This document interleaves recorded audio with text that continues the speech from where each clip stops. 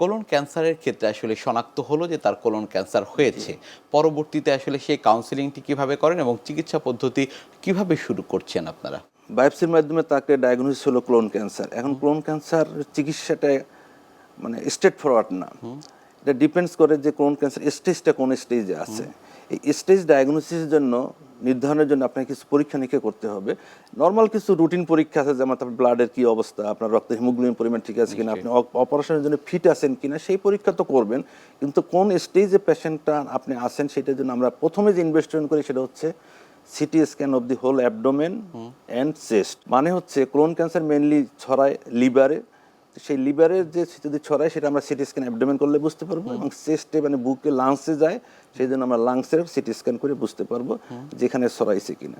যদি দেখা যায় যে সিটি স্ক্যানে কোনো লিভার এবং লাংসে ছড়ায় না, তাহলে বোঝা যাবে এটা আর্লি স্টেজ আছে আর কি। আচ্ছা, আর্লি স্টেজে থাকলে সেটাকে প্রাথমিক চিকিৎসা হচ্ছে গোল্ড স্ট্যান্ডার্ড হলো সার্জারি সারা ওয়ার্ল্ডে, আমাদের দেশেও। এবং সার্জারিটা অনেকভাবে হয়। আমাদের দেশে যেটা এখন প্র্যাকটিস আছে, যেটা আমরা আগে করতাম যে পেট কেটে সার্জারি করতাম, এখন পেট কেটে ছাড়াও ল্যাপারোস্কোপির মাধ্যমে সার্জারি হয়। আচ্ছা, এই দুইভাবে আমরা অপারেশন করি। অপারেশন করার পরে অনেকে একটা ভয় থাকে যে কোলন ক্যান্সার হওয়া মানেই বোধহয় বাইপাস করা। ইউজুয়ালি কোলন ক্যান্সারের অপারেশনের পরে ইউজুয়ালি বাইপাস লাগে না। আমরা অপারেশন করব, অপারেশন করার পরে যে টিউমারটা আমরা রিমুভ করবো সেই টিউমারটাকে আবার নতুন মাংস পরীক্ষা করাবো, ওটার উপর ভিত্তি করে স্টেজ নির্ধারণ হবে।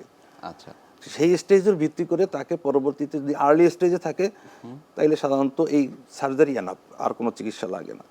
আর যদি এটা অ্যাডভান্স স্টেজে থাকে তাহলে কেমোথেরাপি দিতে হয়। তো এটা হলো আর্লি স্টেজের। আর যদি আপনার সিটি স্ক্যান এমআরআইতে বোঝা যায় যে এটা লিভারে অথবা অন্য কোথাও ছড়াই গেছে, তাইলে আমরা প্রথমে সার্জারি ইউজুয়ালি করি না, তাকে আমরা কেমোথেরাপি দিয়ে তার রোগটাকে নিয়ন্ত্রণ করে পরবর্তীতে আমরা সার্জারি করি, এবং এক্ষেত্রে আউটকাম অনেক ভালো পাওয়া যায়। সেক্ষেত্রে আসলে সময় চিকিৎসা পদ্ধতির ক্ষেত্রে কেমন গুরুত্বপূর্ণ? সময়টা তো আসলে খুবই গুরুত্বপূর্ণ, কারণ যে কোনো ক্যান্সারই আর্লি স্টেজে ডায়াগনোসিস হলে চিকিৎসা করলে সেটা সম্পূর্ণ নিরাময় হয়। আগে মানুষের ধারণা ছিল কোলন ক্যান্সার মানে যে কোনো ক্যান্সার মানে তো শেষ, আর চিকিৎসা করে কিছু হবে না। কিন্তু আমাদের অভিজ্ঞতা দেখা যায় আমরা 15 বছর 20 বছর আগে কোলন ক্যান্সারে অপারেশন করছি, সেই পেশেন্ট দিব্যি ভালো আছে, অন্য সমস্যা নিয়ে আমাদের কাছে আসে, ক্যান্সার সংক্রান্ত কোনো সমস্যা নেই। অতএব এটা ডিপেন্ড করে যে আপনার ডায়াগনোসিসটা যদি খুব আর্লি হয় এবং অপারেশন এবং প্রপার ট্রিটমেন্ট যদি হয়, প্রপার ট্রিটমেন্ট বলতে অপারেশনের পরে প্রপার স্টেজিং, তারপরে কেমোথেরাপি, তাহলে পেশেন্ট সম্পূর্ণ ভালো হয়ে যায়। কোলন ক্যান্সার এখন আর সেই রকম ডিজিজ আছে কোলন ক্যান্সার মানেই আমার মৃত্যু, তা কিন্তু না।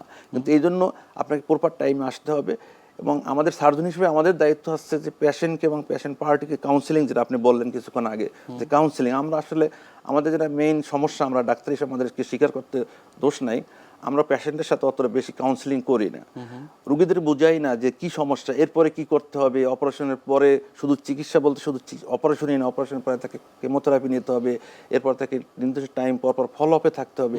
এটা আমরা হয়তো ব্যস্ততার কারণে হোক বা অত প্রপারলি রুগীকে বুঝাই না, যখন অনেক সময় রুগীরা মিস হয়, তারা মনে করে অপারেশন শেষ, চিকিৎসাও শেষ, কিন্তু ব্যাপারটা কিন্তু তা না। ক্যান্সার চিকিৎসা কিন্তু এরকম না, এটা লাইফ লং আপনাকে ফলো আপে থাকতে হবে।